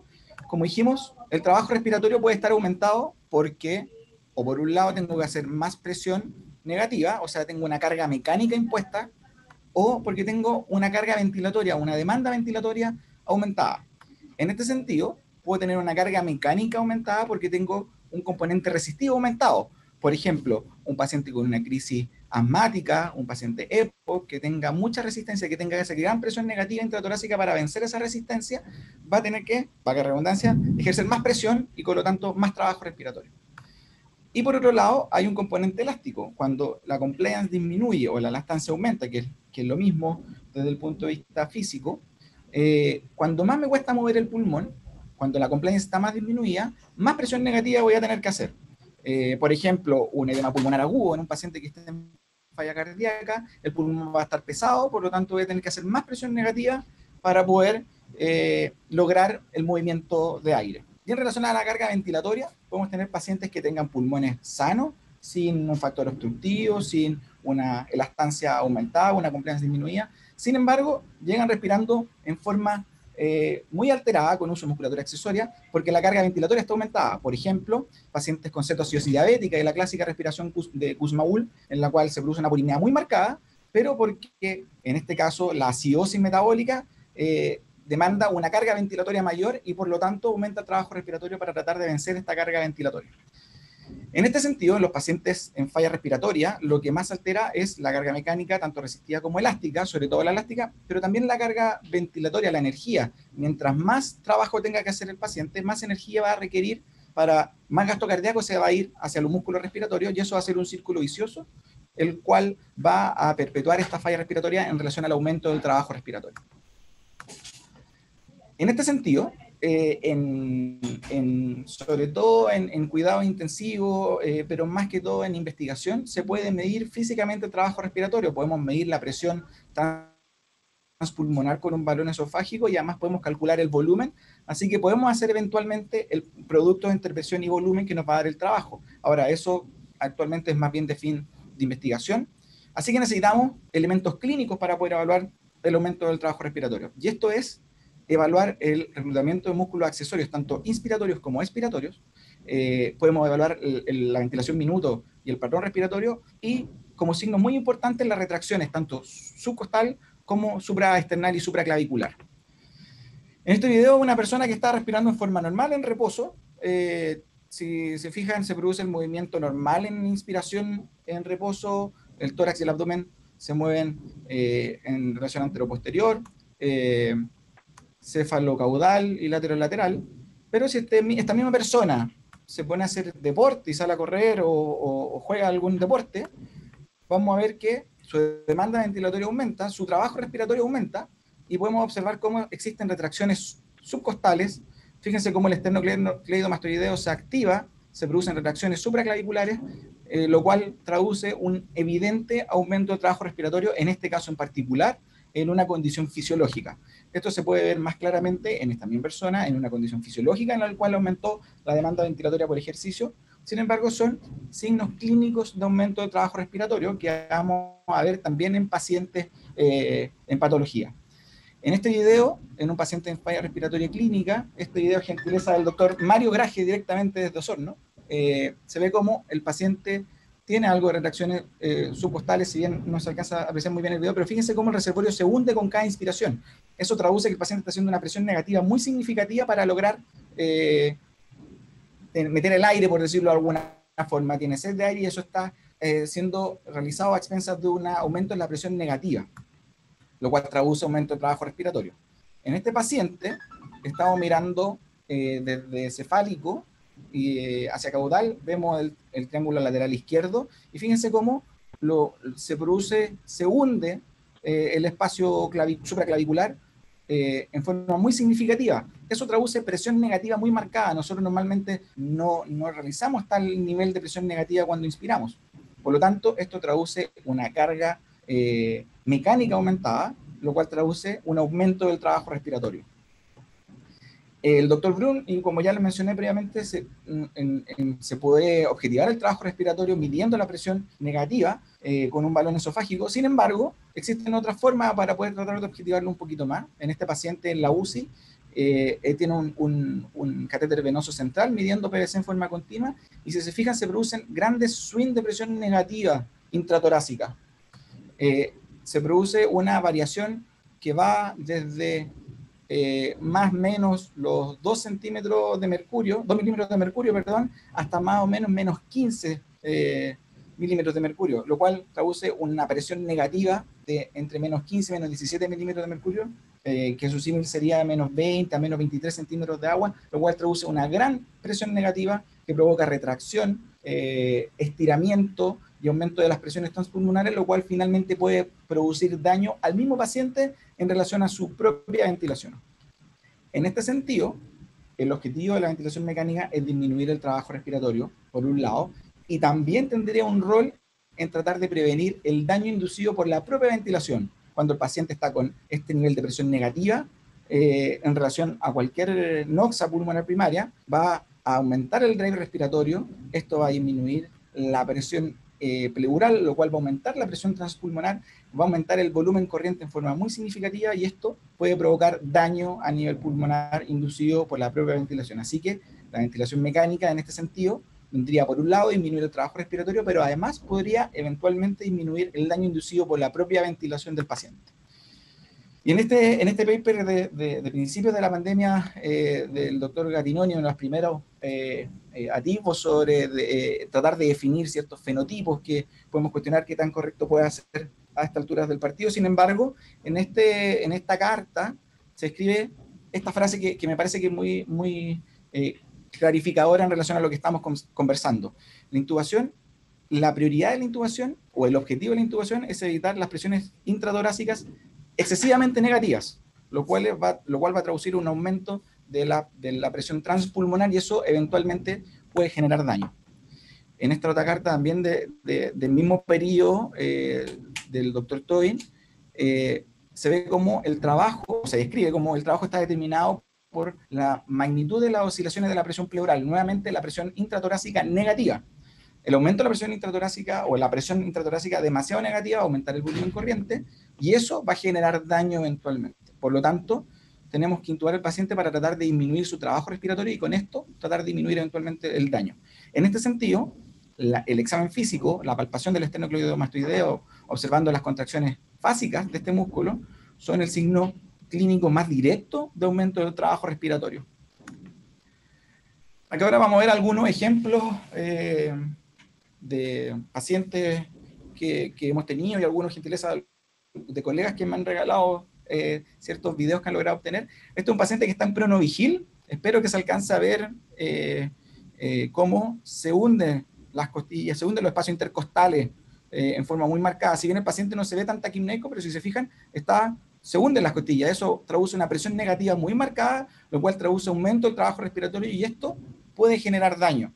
Este paciente, si estuviese descubierto en una unidad solo y no lo estamos mirando, quizás no nos percataríamos. El paciente puede estar saturando 96, 98 y vamos a estar tranquilos porque la saturación está bien, porque quizás no está tan taquipneico. Sin embargo, se observa cómo, espero que puedan verlo en el video, cómo se hunde la zona intercostal, lo cual traduce aumento o una presión negativa excesiva y eso eventualmente puede generar daño. ¿Qué con la taquipnea? La taquipnea también siempre se ha marcado mucho como un signo de intubación o un signo un criterio de intubación. Sin embargo, la taquipnea per se no es un signo de aumento de trabajo respiratorio. La taquipnea puede ser una respuesta fisiológica a la inflamación que tiene el pulmón. Así que en este sentido, solamente la taquipnea, solo porque un paciente está respirando a 30, 35 o quizá inclusive 40 respiraciones por minuto, por sí solo, esto no debería ser una indicación de intubación orotraqueal y conexión a ventilación mecánica. ¿Sí? Es súper importante recordar que una respuesta fisiológica a una inflamación, por lo tanto, no debería ser para intubar a un paciente. Esta diapositiva es de una carta de investigación que se mandó a mediados del año pasado, en el cual se trata de implementar un score de aumento del trabajo respiratorio. Y si ven, efectivamente sale la frecuencia respiratoria como uno de los elementos, pero también está el aleteo nasal, el esternocleidomastoideo y el uso de músculos abdominales expiratorios.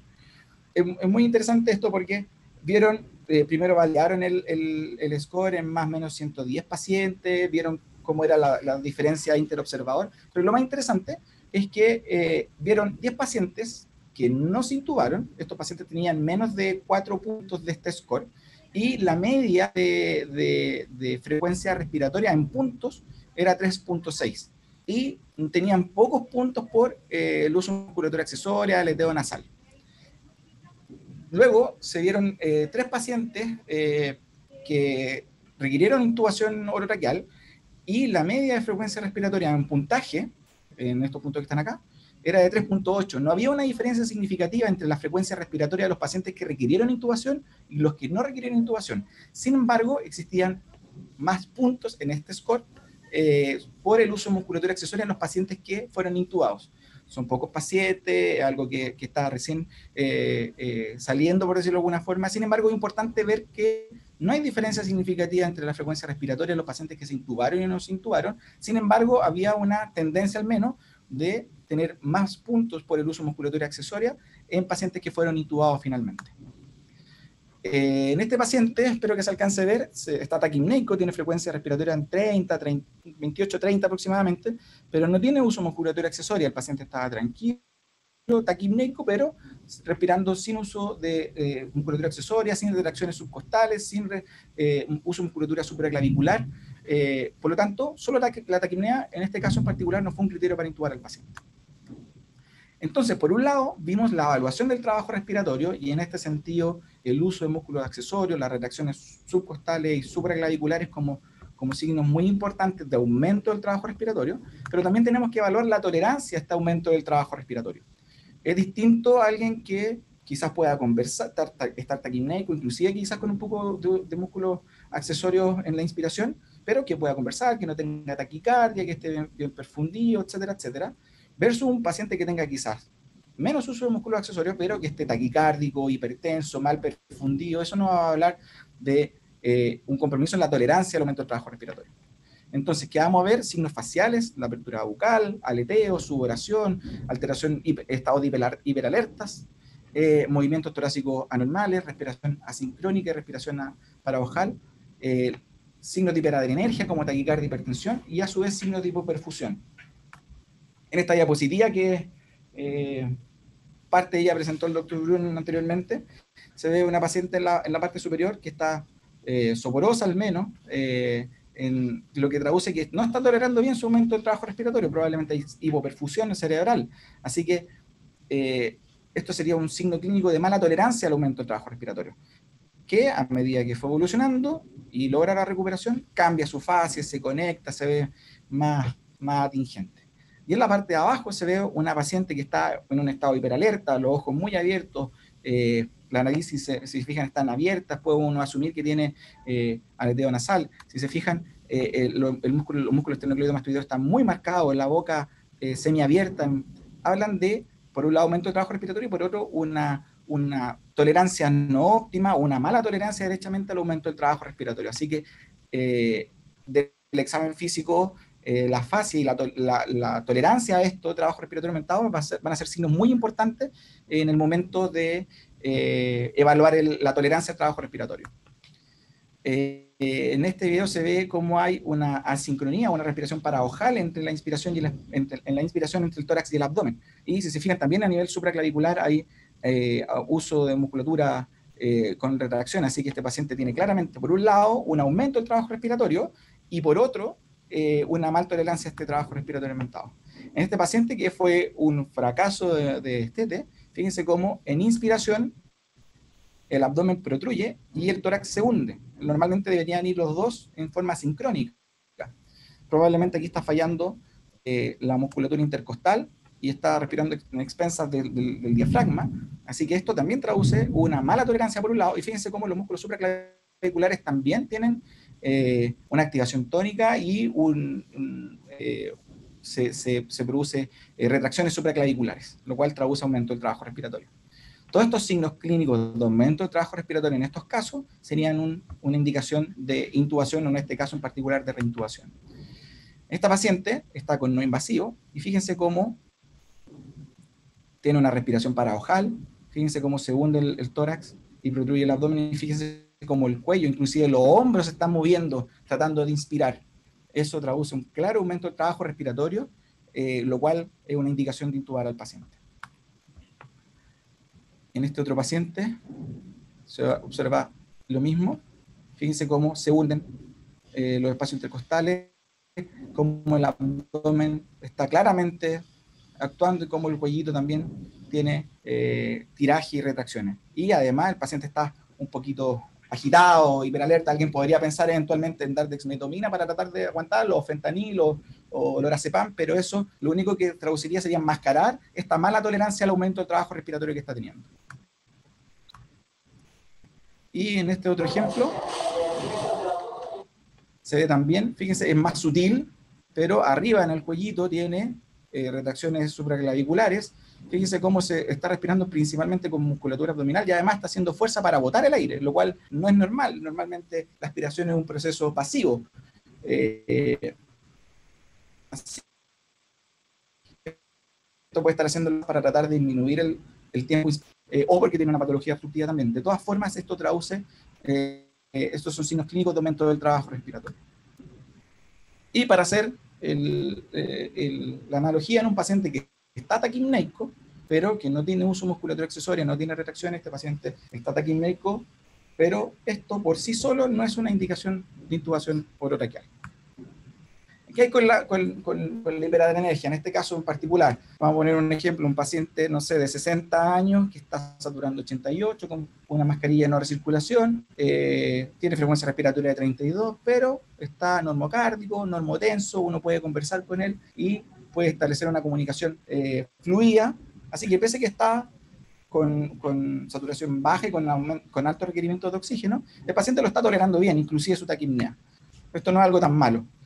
Sin embargo, el mismo paciente respirando la misma frecuencia respiratoria, pero taquicárdico, hipertenso, hiperalerta, intranquilo, inclusive algo delirioso, puede traducir una marcada hiperadrenergia, lo cual va a traducir una mala tolerancia al aumento del trabajo respiratorio, lo cual deberíamos evitar y ser un signo para intubar al paciente. Ok, entonces vimos signos clínicos de aumento del trabajo respiratorio, vimos cómo evaluar, por un lado, el aumento del trabajo respiratorio y por otro lado, la tolerancia al aumento del trabajo respiratorio. Y ahora vamos a ver qué hay con la oxigenación. Es muy común recibir interconsultas por PAFI de 80, por PAFI de 120, por aumento de requerimientos de FiO2 para intubar un paciente, y vamos a tratar de clarificar un poco estos conceptos.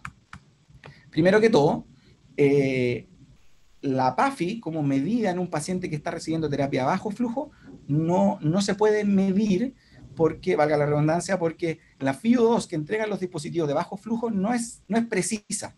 Por ejemplo, si yo estoy con un paciente que está respirando a un flujo inspiratorio de 35 litros por minuto, que es más o menos lo que respiramos, o lo que podría respirar un paciente con un aumento de la demanda ventilatoria, a 35 litros por minuto, yo le pongo una naricera con 4 litros de oxígeno con FiO2 al 1, la inspiración va a ser una mezcla entre el ambiente a FiO2 21 y la FiO2 al 1 que está recibiendo en estos 4 litros. O sea, esta mezcla, mientras más litros por minuto tenga de demanda ventilatoria al paciente, más imprecisa va a ser. Por lo tanto, no me va a dar una FiO2 precisa. Yo no podría decir este paciente tenía FiO2 de 60, 70, 100, porque mientras más demanda ventilatoria tenga, más mezcla con el ambiente se va a producir, por lo tanto va a disminuir la FiO2. Solamente lo podría hacer en dispositivos de alto flujo, en el cual, ya que tiene un flujo mayor y que cubre la demanda inspiratoria, ese flujo y esa FiO2 va a ser administrada, va a ser igual a la FiO2 resultante que se va a entregar. En este ejemplo, quiero que vean, este es un trabajo en el cual primero se midió en ventilación espontánea y después se provocó una patología restrictiva en relación a una faja torácica, y se ve como las barritas negras, la primera parte, y la barrita más gris es cuando se pone esta faja y este patrón más restrictivo. Por lo tanto, aumentó la demanda inspiratoria. Fíjense cómo a mayor demanda inspiratoria, a mayor requerimiento de flujo de aire, menor FiO2 con el mismo dispositivo. Y si se fijan, una mascarilla de no recirculación a 15 litros no da una FiO2 al 100%, da 60, 70, y mientras más inspiración y mientras más demanda ventilatoria tenga el paciente, menos precisa va a ser la FiO2. Para que una máscara de no recirculación pueda brindar un flujo cercano al 90%, tendríamos que tener un flujo de 110 litros por minuto, lo cual no se produce normalmente. Y además, desde el punto de vista tanto fisiológico como inclusive aritmético, la relación entre la PaO2 y FiO2 tiene varios confundentes. Primero, la curva de disociación de hemoglobina tiene una parte plana cuando la saturación es sobre 90, por lo tanto la PaO2 entre 60 y 200 nos va a dar una saturación alta, y eso puede influir en en qué rango de PO2 vamos a tener. Diferentes factores afectan esta curva de PAFI, ya sea el chant, la concentración de hemoglobina, y otras como la presión barométrica, la presión arterial de CO2, etc. Y como conversamos previamente, la FiO2 no es 100% precisa en un paciente que no está intubado, y la FiO2 per se también altera la PAFI. En este paper, que es muy cortito de Intensive Care, quiero que vean cómo a un mismo nivel de chant, en un mismo paciente, en este caso a un 30% de chant, esto es, la barra gris es FiO2 al 21, la barra verde es FiO2 al 40, 60, hasta que la roja es FiO2 al 100%. Y a un mismo nivel de chant, a mayor FiO2, menor PAFI. Y yo puedo pasar de tener un paciente con FiO2 de 21 y tener una PAFI entre 200 y 300, lo cual sería un distrés leve, a un mismo nivel de chant, FiO2 al 100%, y tener una PAFI menos de 100, lo cual sería un distrés severo. Por lo tanto, la PAFI hay que mirarla con mucho cuidado, es un valor que nos sirve, que nos puede orientar, que puede traducir inclusive alteraciones significativas. Sin embargo, tenemos que mirarla con cautela y no puede ser un indicador sine qua non para tomar conducta, y hay que mirar todo un poquito más en globo. Entendiendo esta falta de precisión de la PAFI, también me gustaría aclarar y tratar de conversar sobre si hipoxemia es lo mismo que hipoxia tisular.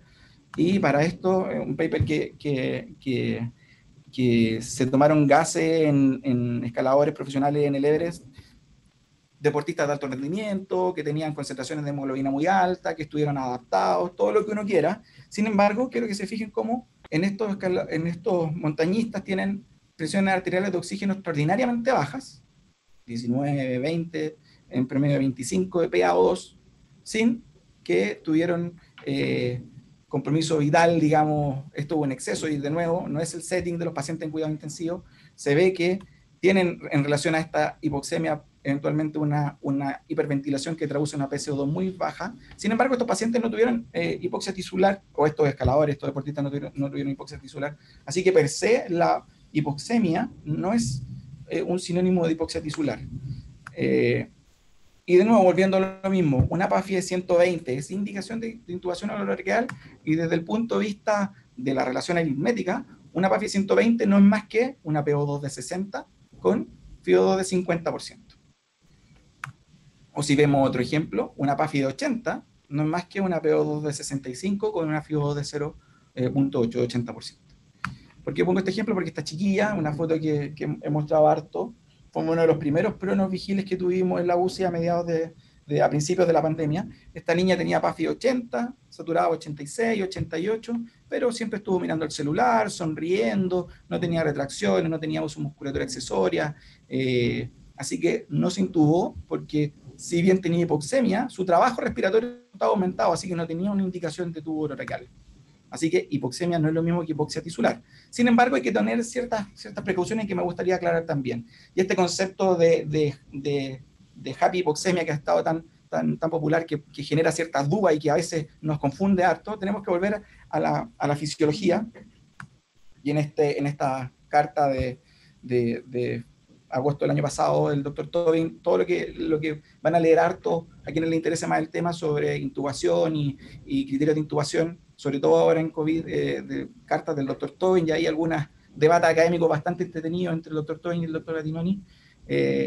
Se puede ver que los pacientes, o en general, el aumento del volumen minuto, el aumento del trabajo respiratorio, se va a ver cuando la PO2 baja de 60 o inclusive de 50 milímetros de mercurio. Lo cual se ve aquí, mientras más baja, cuando baja la PaO2, de 60 se produce un aumento en la ventilación minuto, y eso eventualmente puede traducir un aumento del trabajo respiratorio. Así que, en general, más que PAFI, tendríamos que tratar de evitar que la PO2 caiga a menos de 60, porque eso eventualmente va a provocar aumento del trabajo respiratorio. Más que la PaO2 baja, el aumento de la PCO2 es un estímulo más potente para aumentar el volumen minuto y con ello el trabajo respiratorio. Y como hemos visto en general, los pacientes en COVID no tienen CO2 alto. En general tienen CO2 normal o inclusive un poquito bajo, lo que puede traducir un poquito de hiperventilación. Así que no es uno de los estímulos más importantes para aumentar el volumen minuto. En pacientes diabéticos y adultos mayores, existe una menor respuesta a la hipoxemia en relación al aumento del trabajo respiratorio. Así que por eso también podemos ver estos trabajos respiratorios también tolerados. Ya entrando desde el punto de vista más fisiopatológico, inclusive teórico, los receptores de AC2 que pueden estar de la enzima convertidora en el cuerpo carotídeo podrían verse influenciados por la infección por COVID, y con esto disminuir la respuesta del centro respiratorio al aumento del volumen minuto. Y algo muy importante también, que existen confundentes en relación a la medición a la oximetría a pulso. Por ejemplo, la gran mayoría de estos pacientes llega febriles, y el aumento de la temperatura desplaza la curva de disociación de hemoglobina a la derecha, con lo cual a una misma PO2 yo puedo tener saturaciones más bajas solamente porque hay fiebre. Así que también eso es importante a tener en cuenta. Y como último punto en esta carta, les piden a ciertos especialistas definir qué es hipoxemia, y la gran mayoría lo define como un aumento de los requerimientos de oxígeno. Y esa es una interconsulta muy frecuente. Aquí trabajamos en UCI, cuando los pacientes empiezan a requerir más oxígeno, se pide intubar, cuando no necesariamente tienen aumento del trabajo respiratorio. Entonces vimos signos clínicos de aumento del trabajo respiratorio, vimos signos de tolerancia al aumento del trabajo respiratorio, vimos que la PAFI no es un criterio per se para intubar a los pacientes, vimos por qué no es inexacta, inclusive puede generar confusiones, y ahora dos palabras para ver si podemos disminuir este trabajo respiratorio aumentado antes de intubar a los pacientes.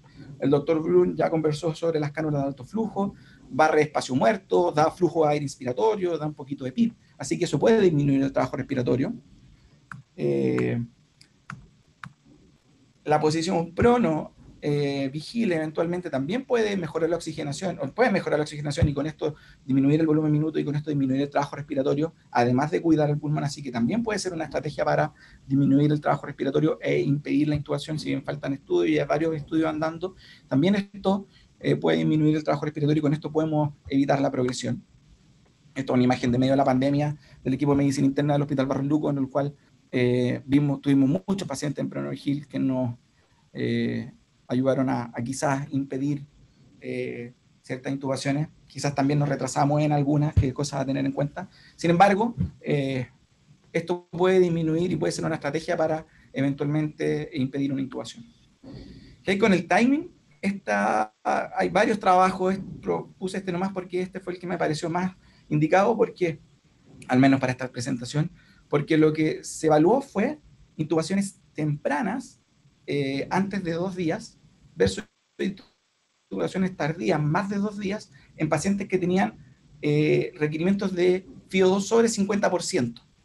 Entonces, se miró en forma retrospectiva, así que tiene cierto, podemos cuestionar este trabajo. Sin embargo, se vio que cuando habían aumento de los requerimientos de FiO2 y se intubaban antes de los 2 días, no hubo diferencias en los outcomes duros como estadía en UCI, días libres de ventilación mecánica, mortalidad. No hubo diferencia entre esta intubación precoz por aumento de requerimientos de FiO2 versus esta intubación tardía. Si se fijan, en mediana hay se intubó precozmente dentro del primer día versus en el 4.5 días en la intubación tardía. Y esto, solamente por aumento de los requerimientos de FiO2, no tuvo consecuencias, al menos en outcome que mencioné previamente, en pacientes con COVID que tenían aumento de los requerimientos de FiO2. Así que tiene un montón de peros, podemos discutirlo, el retrospectivo, etc. Sin embargo, nos da ciertas luces al respecto. Entonces, como mensajes finales, el objetivo del soporte ventilatorio es disminuir el trabajo respiratorio y con esto eventualmente disminuir el daño inducido por la propia ventilación. La intubación precoz debe ser intubación precoz por aumento del trabajo respiratorio, no por aumentos de FiO2, no por PAFI, no por taquipnea per se, sino que por signos clínicos de aumento del trabajo respiratorio. No hay que intubar solo por taquipnea, no hay que intubar solo por PAFI y, sobre todo ahora que estamos aumentando la cantidad de pacientes COVID, debemos tratar de ocupar ciertos mecanismos y ciertas estrategias para disminuir el trabajo respiratorio. Pronovigil, cánula de alto flujo, disminuir la temperatura, corregir acidosis. Hemos visto muchas pacientes con cetoacidosis que llegan con COVID, que quizás corrigiendo la cetoacidosis puede disminuir su trabajo respiratorio al disminuir la demanda ventilatoria. Así que tenemos ciertas estrategias. Y esta diapositiva también para recordar los criterios que son justificados para intubar un paciente versus criterios que no son justificados para intubar un paciente con neumonía por COVID. Eso es todo. Muchas gracias por su atención. Muchas gracias, doctor Santis, por su presentación. Vamos a proceder a las consultas del público. Pablo Martínez pregunta si es que se puede considerar el exceso de base como otro indicador a considerar en la evaluación global de un paciente. Si un paciente tiene una acidosis metabólica, hay un exceso de base extremadamente negativo, eso puede provocar aumento del trabajo respiratorio desde el punto de vista de la demanda ventilatoria para tratar de corregir esa acidosis. Así que lo puedo evaluar sin duda, pero trataría de optimizar el manejo de esa acidosis, buscar la causa, no sé, hipoperfusión, cetoacidosis diabética. Hemos visto mucha cetoacidosis diabética en estos pacientes y tratar de corregir eso para evaluar si con esa corrección de la acidosis disminuye el trabajo respiratorio. Muchas gracias, doctor. Jaime Vidal pregunta si es que debiera ser el intensivista quien haga las evaluaciones del trabajo respiratorio o basta entrenar a médicos generales. Esto en contexto de que, cierto, la evaluación probablemente requiere algo de expertise y obviamente en alguien que no tenga ese nivel podría ser un poco peligroso.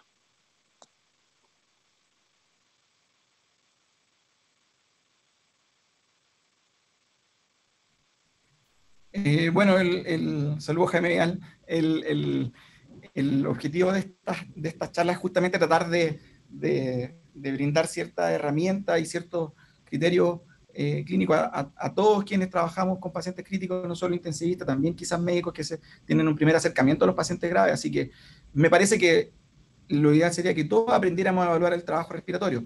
Ahora, cuando hay ciertas dudas, cuando el paciente está muy límite, o quizás cuando efectivamente tiene una taquipnea sobre 30, 35, y queda la duda si es que el paciente va a requerir intubación o no, quizás en ese setting en particular sería muy útil la evaluación de intensivista con experiencia para poder definir la intubación orotraqueal. Sobre todo ahora que cuando pasamos por periodos críticos, cuando estábamos a mitad de junio, y intubar a un paciente no era gratuito, creo que en ese setting quizás la decisión final debería tomarla el médico con más experiencia, el intensivista, pero la idea es que todos aprendamos a evaluar el trabajo respiratorio en ese sentido, pero estoy de acuerdo con Jaime que quizás en un punto crítico, cuando queden dudas, es preferible llamar al médico con más experiencia o al intensivista que está a cargo. Gracias, doctor.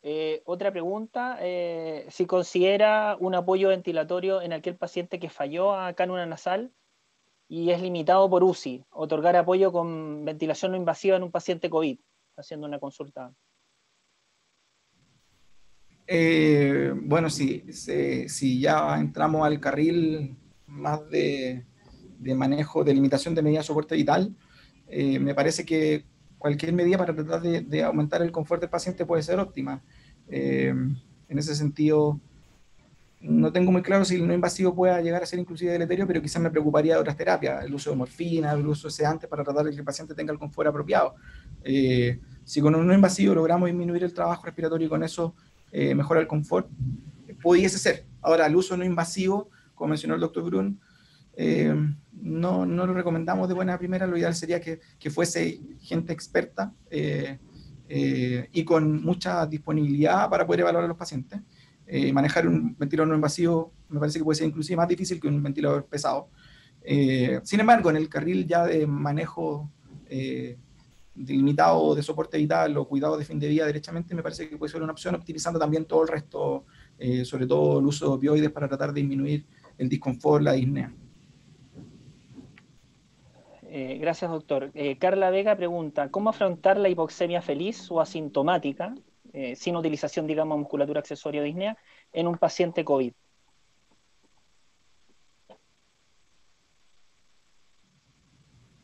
Como lo mencionamos, no hay que asustarse solamente por la hipoxemia.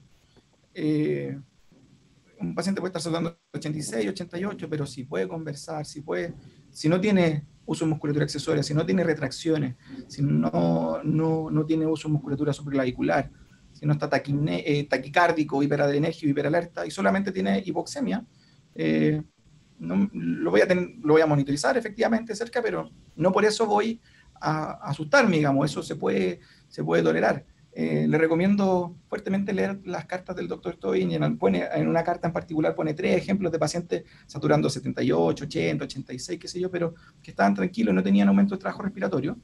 En ese sentido, no me asustaría mayormente. Sí hay que tener precaución con la presión parcial de oxígeno menos de 60. Cuando está menos de 60, 55, 50 o más bajo, eso puede provocar aumento del volumen minuto y eso puede provocar aumento del trabajo respiratorio.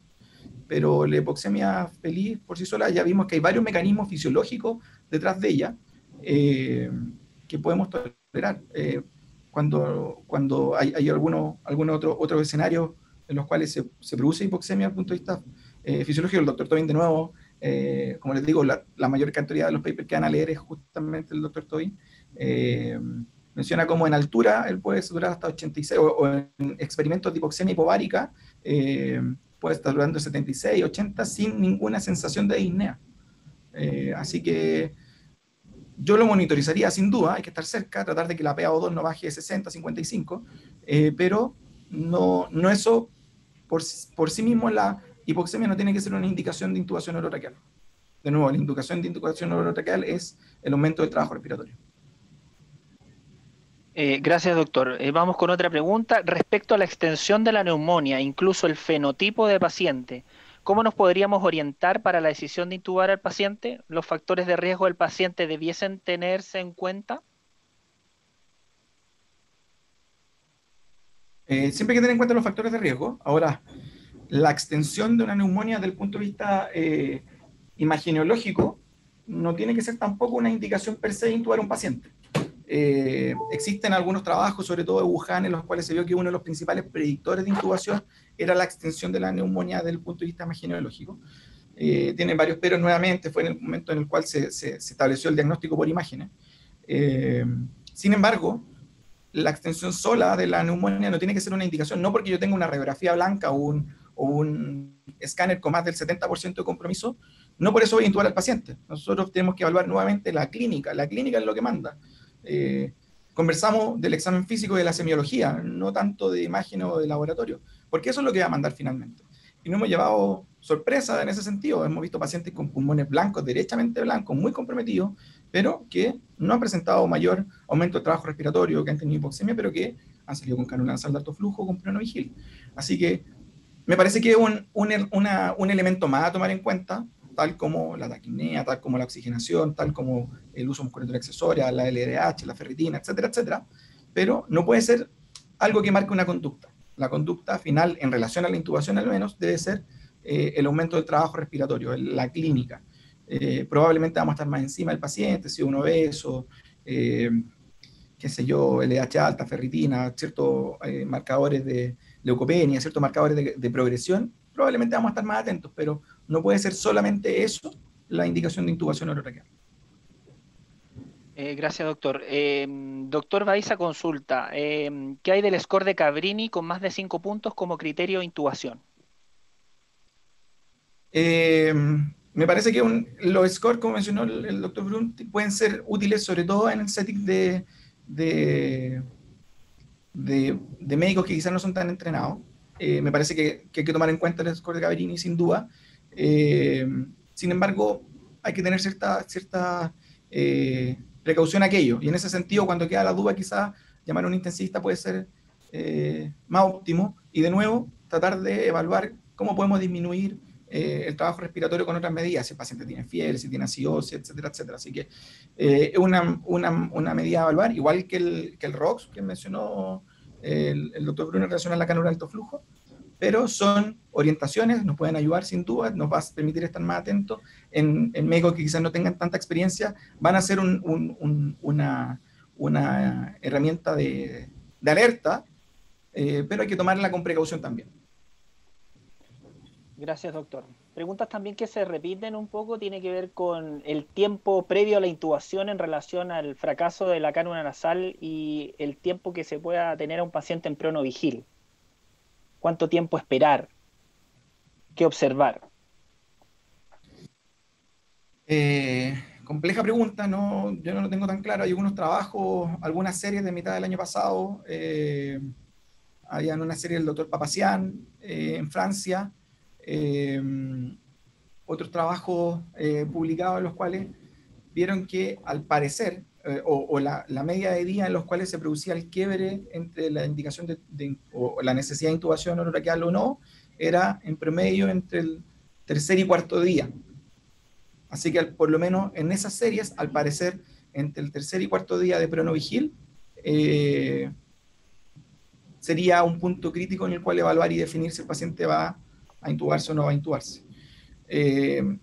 Como experiencia local, el equipo de medicina interna del Barros Luco, quienes se encargaron del pronovigil en el periodo más álgido de la pandemia, ellos también, si bien no está tabulado, al menos desde el punto de vista intuitivo, vieron que entre el tercer y cuarto día se produce este quiebre hacia la mejoría o hacia el empeoramiento. Cuando va más allá, no tengo la respuesta, pero al parecer cuando persisten con alto requerimiento o cuando había una pregunta por ahí también sobre la tolerancia a los cambios de posición, cuando la tolerancia a los cambios de posición se está haciendo cada vez peor y aumenta la taquipnea o aumenta los requerimientos de oxígeno, quizás son signos un poquito más precoces de poder intubar o de necesidad de intubar a un paciente. Pero cuánto es el periodo exacto no lo tengo tan claro. En base a esa serie, al parecer entre el tercer y el cuarto día sería un punto crítico de evaluación.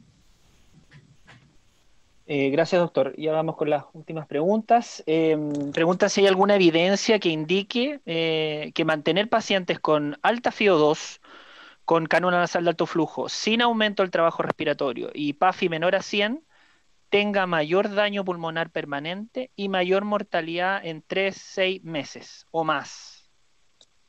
Yo desconozco la evidencia, no me queda claro, sin embargo, hay varios trabajos sobre la FiO2 alta y daño pulmonar.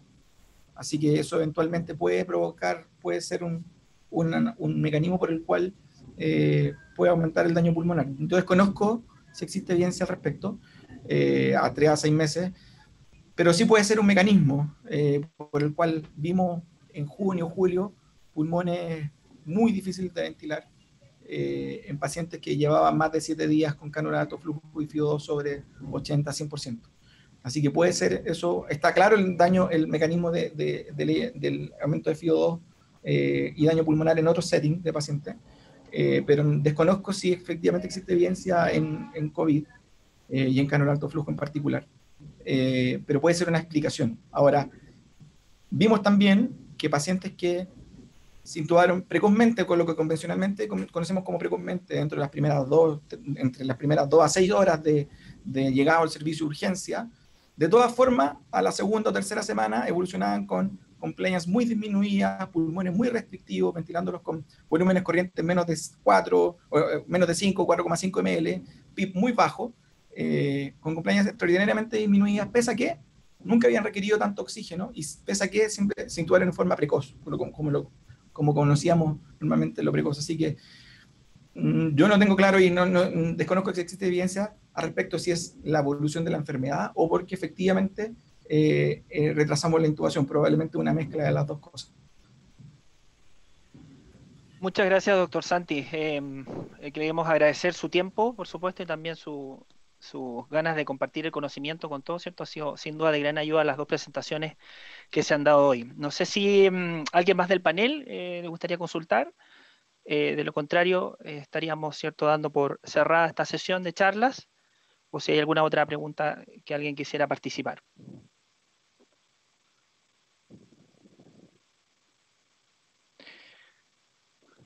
Bueno, entonces, doctor Santi, nuevamente le damos las gracias y por supuesto a todos los expositores, a Hospital Digital, ¿cierto?, a la Sociedad Chilena de la Medicina Intensiva, quienes han organizado, ¿cierto?, esta serie de charlas en el contexto que estamos viviendo. Así que nos comenzamos a despedir, nuevamente agradecidos, ¿cierto?, de compartir el conocimiento y por supuesto invitarlos a la próxima charla que será el día miércoles, ¿ya? Así que me despido de cada uno de ustedes, que estén muy bien y nos vemos el próximo miércoles.